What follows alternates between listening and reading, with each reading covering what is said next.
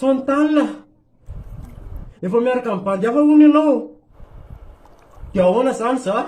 Mon amour taloha, mon amour taloha, tsotra menina korfenao tsy niaritra alako sao. Fatokisako enina ngedoranao ka nanampinorina, nilazanao za fa tsy very.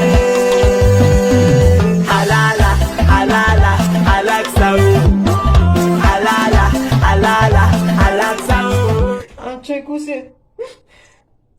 Tena tsy vita ikizany Sontanina fa Silaosanao niwanilanao rehefa nasatray sarotrany anadinanao malala sa mandezany anao olombelonao indio ndriano fanafody masisana ana fa mba omeva olana.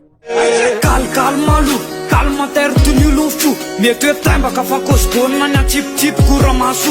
Raha tsy masoa aminao dia leo any zaniko zako viasa aloha. Leo any letrana likanao koa ka velakeo ivovo. Mivainky raha mbola bobaka be sa moa efa afapo matovitra androany ianao papier hygiénique na efa beriny zava-bity. Eny tsy maninona satria fa taminao iny no natsapako natao hoe nandeha rampitiavane tena lasa mpitiny efindrisy fa de nosoparanao io niratrapozaka kiany fa nimeritreritrany zany hoe taminao ihany ano tafitoma.